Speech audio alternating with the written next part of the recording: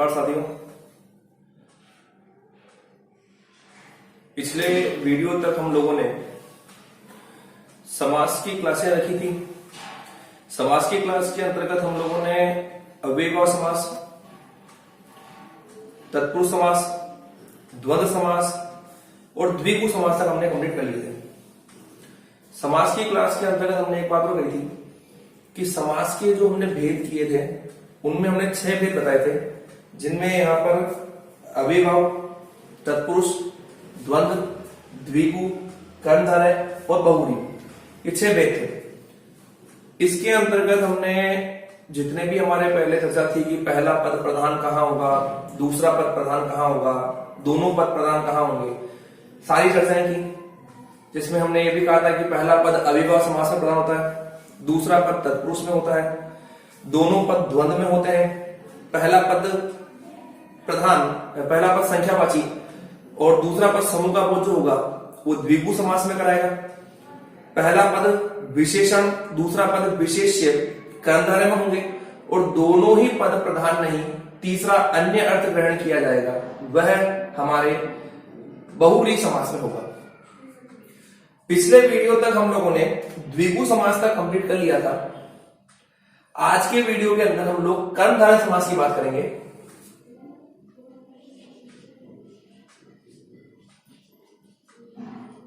कर्मधारय समास,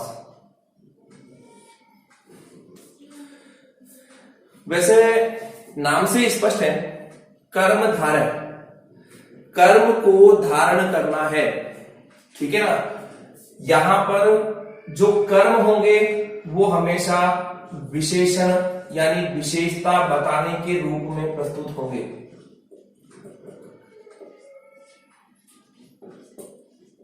विशेषता बताने के रूप में प्रस्तुत होंगे। अब यहां एक चीज और है कि यहां जो शब्द आया है धारय, धारय का मतलब होता है धारण करना। धारय का मतलब क्या होता है? धारण करना। और धारण करना जो रूपरेखा होगी वो मूल रूप में संज्ञा के आधार पर चर्चा की जाएगी। किस आधार पर की जाएगी? संज्ञा के आधार पर। यानी अगर कर्मधारय की बात की जाए तो यहां पर कर्मों की बात की जाएगी। जितने भी कर्म आएंगे वो संज्ञा से पहले वाले रूप दिखाए जाएंगे। अब यहां पर कर्म अच्छे या बुरे दोनों रूप में होते हैं, तो वो हमारे कर्म क्या बता रहे हैं? विशेषता बता रहे हैं। इसलिए ये कर्मधारय शब्द ही हिंट देता है कि इस समास में पहला पद विशेषण होता है और दूसरा पद जो हमारे धारण करने के लिए आया है संज्ञा के रूप में, वो हमारे यहाँ पर विशेष्य होता है। तो इस समास की हमारी जो पहली विशेषता होती है वो ये होती है कि इस समास में प्रथम पद विशेषण होता है और जो द्वितीय पद है, द्वितीय पद वो विशेष्य का बोध कराता है। विशेष्य का बोध कराता है। यानी अगर मैं कहूं तो हमारे यहां पर संबंध किसका हो गया? विशेषण और विशेष्य का। विशेषण और विशेष्य का संबंध कहां देखा जाता है? वो देखा जाता है हमारे कर्मधारय समास में, ठीक है ना। इसके अलावा हम लोग यहां देखते हैं कि कर्मधारय समास जो है ये तत्पुरुष समास का ही रूप माना गया है। तत्पुरुष समास का ही रूप माना गया है। कारण क्या है कि जब हम लोगों ने समास के भेद पूछते हैं तो समास के भेदों के रूप में चर्चा यहां पर हमेशा 6 रूप में होती है: अव्ययभाव, तत्पुरुष, द्वंद्व, द्विगु, कर्मधारय और बहुव्रीहि। लेकिन कई बार यहां पर विश्लेषण के आधार पर जब समास के भेद पूछे जाते हैं तो विश्लेषण के आधार पर समास के भेद होते हैं 4, जिसमें द्विगु और कर्मधारय समास को शामिल नहीं किया जाता है। द्विगु और कर्मधारय समास को द्वितीय पद प्रधान होने के कारण से तत्पुरुष समास के अंदर शामिल किया जाता है। इसीलिए मैंने यहां कहा था कि तत्पुरुष समास का ही यह रूप माना गया है, क्योंकि इसमें इसमें भी द्वितीय पद की प्रधानता देखी जाती है। द्वितीय पद की प्रधानता देखी जाती है। तो सीधा सा गणित यहां पर है कि पहला पद विशेषण होगा और दूसरा पद विशेष्य होगा। ये रूपरेखा कहां आएगी? ये हमारे कर्मधारय समास में आएगी। दूसरी बात, ये तत्पुरुष समास का ही रूप माना गया है क्योंकि यहां पर ये इसमें भी हमारे द्वितीय पद जो होगा इसकी प्रधानता यहां पर देखी जाएगी। एक चीज और है कि हमने यहां पर बात किसकी की है? विशेषण की। तो यहां प्रथम पद विशेषण के रूप में क्या हो जाएगा? उपमान। प्रथम पद विशेषण के रूप में क्या हो जाएगा? उपमान। और द्वितीय पद यहां पर विशेष्य के रूप में हो जाएगा उपमेय। क्या हो जाएगा? उपमेय। यानी यहां ध्यान रखना, उपमान और उपमेय का संबंध भी कहां होता है? वो होता है कर्मधारय समास में। एक बार स्क्रीनशॉट ले लें इसका।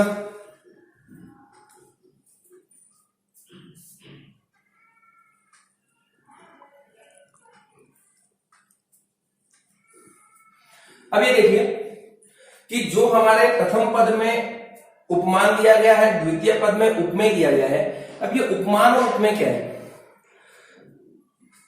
यहां पर जो उपमान है ये विशिष्ट होता है। क्या होता है? विशिष्ट। यानी ये यहां पर विशेषता बताने के लिए प्रस्तुत होता है। किसके लिए प्रस्तुत हुआ है? विशेषता बताने के लिए। जबकि यहां पर उपमेय जो होगा वो यहां हमारा विशेष्य होगा। अगर मैं शॉर्ट ट्रिक की बात कहूं तो उपमान का मतलब होता है जिससे, और उपमेय का मतलब होता है जिसकी। जिसकी विशेषता बताई जाती है वह उपमेय, जिससे विशेषता बताई जाती है वह उपमान। सीधी सी गणित, जो विशेष्य है वह उपमेय और जो विशेषण है वह क्या हो जाएगा? उपमान। नेक्स्ट चर्चा करते हैं इसमें।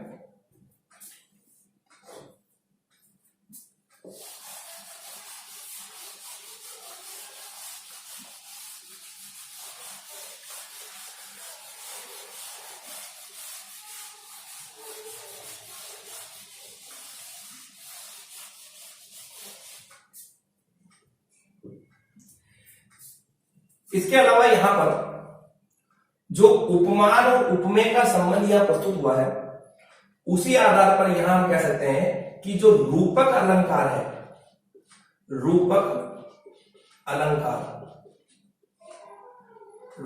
अलंकार के उदाहरण यहां प्रस्तुत किए जा सकते हैं।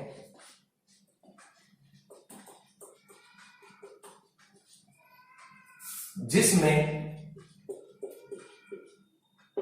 उपमान व उपमेय का संबंध हो। रूपक अलंकार, ध्यान रखना, कर्मधारय समास में कौन से अलंकार का प्रयोग हो सकता है? रूपक अलंकार के उदाहरण का प्रयोग हो सकता है। लेकिन यहां पर ध्यान रखना कि कारण क्या है इनका प्रयोग होने का, क्योंकि उपमान और उपमेय का संबंध चर्चा हो रही है। यानी ऐसे शब्द, क्योंकि हर समास में शब्द जो होते हैं वो दो ही होते हैं, है ना। दो शब्दों के मेल से उत्पन्न होने वाले विकार को यहाँ दो शब्द जो आएंगे, दो शब्दों के बीच में जो अनावश्यक शब्द होगा उन्हें अनावश्यक को हटा करके जो दो शब्द मिलाए जाएंगे तो वो दोनों शब्द क्या कहलाएंगे? यहाँ पर समास कहलाएंगे। और हमारे अव्ययभाव से लेकर के बहुव्रीहि तक हमारे दो शब्द ही लेके आते हैं। तो यहाँ भी हमारे शब्द कितने आएंगे? दो, जिसमें एक उपमान का रूप होगा, एक उपमेय का रूप होगा। अगर ये स्थिति दिखती है तो वहां पर अलंकार कौन सा होगा? रूपक अलंकार होगा। अब यहाँ जब हमने इतनी चर्चा की कि यहाँ पहला पद विशेषण होगा, दूसरा पद विशेष्य होगा, उसके अलावा यहाँ उपमान उपमेय का संबंध होगा, उसके अलावा यहाँ जो अलंकार है वो रूपक अलंकार की चर्चा देखी जाएगी, तो इसमें विग्रह कैसे करेंगे? तो इतना ध्यान रखें, यहां जितने भी शब्द आएंगे उन शब्दों का विग्रह या तो तुलना के रूप में होगा, और या फिर होगा वो आरोप के रूप में होगा। अगर हम लोग तुलना के आधार पर विग्रह करते हैं,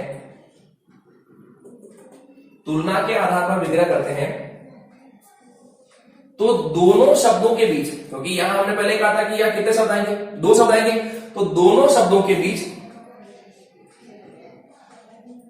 है जो है जिसका है जिसकी है जो है जिसका है जिसकी, इसका प्रयोग किया जाएगा। आप दिमाग में ये बात को ग्रहण कर ले कि भाई हमारे यहां जो विग्रह करते हैं तो दोनों शब्दों के बीच में है, या तो हमें इन तीनों का प्रयोग करना है, ठीक है ना। वो किसके रूप में होगा, तुलना के रूप में। अगर यहां तुलना का बोध नहीं होता है तो बोध होगा आरोप का, आरोप के आधार पर। आरोप के आधार पर का मतलब है कि यहां पर जब आरोप के आधार पर विग्रह किया जाएगा तो वहां रूपक अलंकार के शब्द यानी उपमान और उपमेय देखा जाएगा। ध्यान रखना, जहां शब्दों में उपमान और उपमेय वाली स्थिति दिख रही है, उपमान व उपमेय वाली स्थिति दिख रही है, तो वहां अलंकार रूपक बैठा हुआ है। इसका मतलब वहां क्या हो रहा है, आरोप, क्योंकि रूपक अलंकार का शाब्दिक अर्थ ही आरोप होता है। ध्यान रखना ये। तो यहां पर अगर विग्रह करना है तो यहां दोनों शब्दों के बीच आप लोगों को के समान या रूपी, क्योंकि रूपक अलंकार है इसलिए रूपी शब्द का प्रयोग किया जाएगा। वापस होना, तुलना के आधार पर हो तो है जो है जिसका है जिसकी, अगर आरोप के आधार पर विग्रह किया गया हो तो वहां पर के समान या रूपी। कहां लगाना है इनको, तो यहां इनको लगाना है दोनों शब्दों के बीच में, इधर साइड में इधर नहीं, दोनों शब्दों के बीच में लगाना है। और यहां अगर है जो का प्रयोग किया गया है तो इन दोनों का प्रयोग किया जा सकता, लेकिन ये नहीं आएगा क्योंकि ये तुलना का है और ये आरोप का है, ये इधर से उधर ट्रांसफर नहीं हो सकते। यानी अगर के समान का प्रयोग किया गया है तो वहां है जो का प्रयोग या है जिसका है जिसके का नहीं होगा। अगर है जो का हुआ है तो वहां रूपी का प्रयोग नहीं होगा। ये ध्यान रखें, इसकी शॉर्ट लाइन पास का।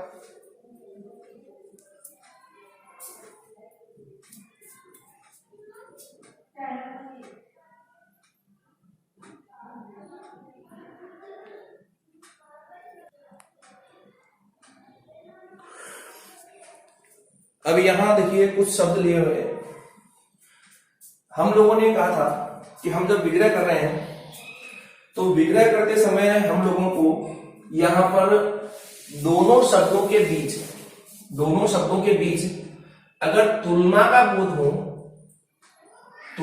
बोध हो तो हमें है जो है जिसका है जिसकी है जो है जिसका है जिसकी का प्रयोग करना है। कहां करना है, दोनों शब्दों के बीच में। अब देखो यहां पर जितने भी शब्द लिखे गए हैं यहाँ दो शब्द ही हैं। अल्प एक शब्द है, आहार एक शब्द है, कृष्ण एक शब्द है, सर्प एक शब्द है, काली मिर्च, महापुरुष, नील कमल, नील आग, बील आग, ज्वाला, मुख, चरण, कमल। यानी हर एक में जितने भी शब्द यहां लिखे हुए हैं सब में कितने शब्द हैं, 2। और हमें विग्रह करते वक्त इन शब्दों यानी है जो है जिसका है जिसकी का प्रयोग कहां करना है, दोनों शब्दों के बीच में। अगर इनका प्रयोग नहीं लगता है तो वहां पर आरोप हो सकता है।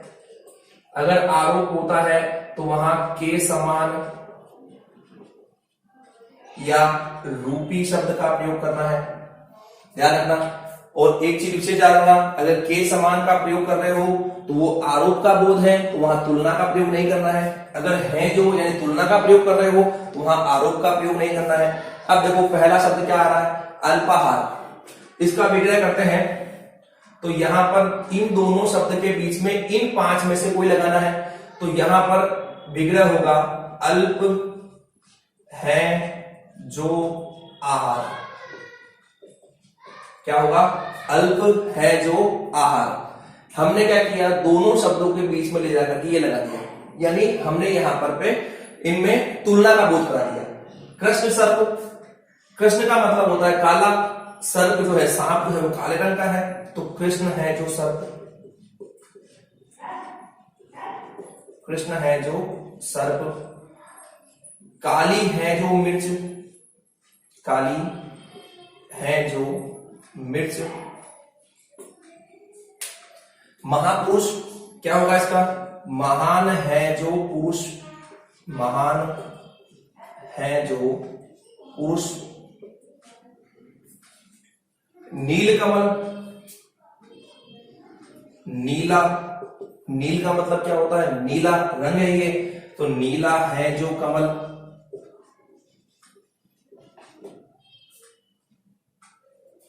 नीलाभ और पीलाभ, तो यहां पर दोनों में देखो, यहां नील दिख रहा है, यहां पीला रूप दिख रहा है, तो नीला और पीला क्या है, रंग है।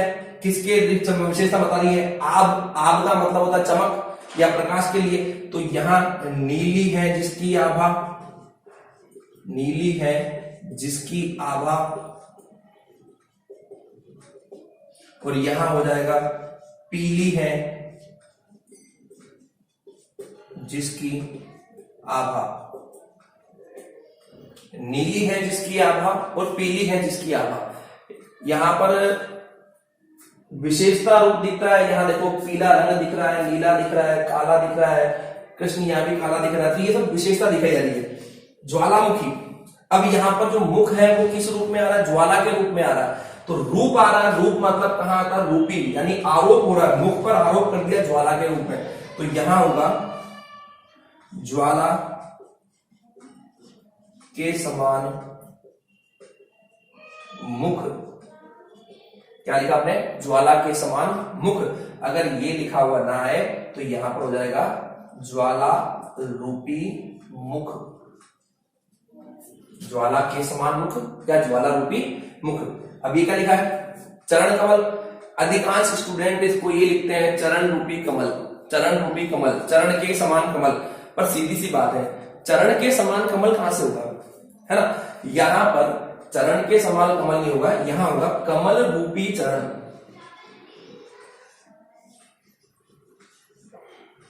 कमल रूपी चरण। या तो ये कर सकते हैं, रूपी आ रहा है, अगर रूपी की जगह आपको ये लगाना है तो ये लगा दीजिए, जैसे यहां लगा था कमल के समान चरण, ठीक है ना। एक बार स्क्रीनशॉट लो उसका बराबर।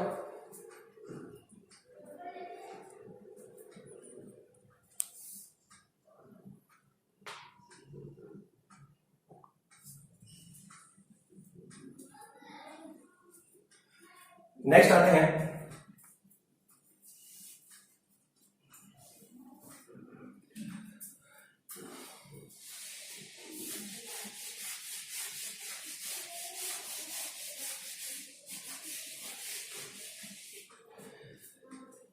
अभी यहां पर देखो, इधर एक कुछ शब्द लिखे हुए हैं, जैसे ये शब्द लिखा हुआ है वज्र देह। देह कैसी है, वज्र के समान। वज्र क्या होता है, कठोर होता है ना। वज्र किसका था, इंद्र का था, तो यहां पर विग्रह करेंगे तो यहां हो जाएगा वज्र के समान देह, वज्र के समान देह, ये किसका हो जाएगा, वज्र देह। संसार सागर, यहां संसार के समान सागर, संसार के समान सागर। अब इसकी जगह आपको रूपी लगाना है तो रूपी लग जाएगा, संसार रूपी सागर। मृगनयन, मृग के समान नयन। अब यहां पर ये हो सकते हैं, मृग रूपी नयन हो जाएगा, क्योंकि ये के समान चल रहा है तो रूपी कर सकते हैं इसमें, ठीक है ना। कर कमल, अब यहां भी कई जने कर रूपी कमल कर देते हैं ना, कर कोई कमल कोई हाथ के समान नहीं होता है, तो यहां पर कमल रूपी कर होता है, कमल के समान कर होता है, कमल रूपी कर। यहां हो जाएगा देह रूपी लता, यहां हो जाएगा विद्या के समान विद्या के समान धन, विद्या के समान धन। यहां हो जाएगा महर्षि, महान है जो ऋषि, महान है जो ऋषि। जैसे नील कमल था, वही शब्द नीलोत्पल है। यहां जो उत्पल शब्द है वो इसी का अर्थ है कमल का, तो यहां होगा नीला है जो उत्पल, नीला है जो उत्पल, और उत्पल का अर्थ होता है कमल। नीला है जो उत्पल, और यहां शुभागमन का हो जाएगा शुभ है जो आगमन, शुभागमन, शुभ है जो आगमन, शुभ है जिसका आगमन। ये दोनों ही रूप यहां हो सकते हैं। आज हम लोगों ने यहां कर्मधारय समास को कंप्लीट किया, समझने की कोशिश की भी किस रूप में इनके शब्द यहां एग्जाम आते हैं। एक बार जब समास खत्म हो जाएंगे तो उसके बाद समास के कैसे प्रश्न एग्जाम के अंदर पूछे जाते हैं, या हमें कैसे पहचान करना कि इसमें अविभाव कौन सा है, कौन कौन से प्रश्न पूछे गए हैं, हम एक बार यहाँ सारे जो शब्द लिख करके हम समास पहचानने की कोशिश करेंगे कि विग्रह क्या होगा, समास क्या होगा, ये सारी पहचान करेंगे। नेक्स्ट वीडियो जो हमारा आएगा वो बहुव्रीहि समास पर होगा। बहुव्रीहि समास के साथ ही हमारे समास खत्म हो जाएंगे। आप सभी लोग इन वीडियो को देखें, इन्हें देखने के बाद में कमेंट जरूर करें कि भाई वीडियो कैसे लग रहे हैं, अपने मित्रों को शेयर भी करें, इन वीडियो को लाइक करें। एक प्रश्न मैं आप लोगों को वीडियो के अंत में देके जा रहा हूं। इस प्रश्न का उत्तर आप लोग सब मुझे कमेंट के माध्यम से देंगे कि भाई इसका उत्तर क्या होगा, ठीक है ना।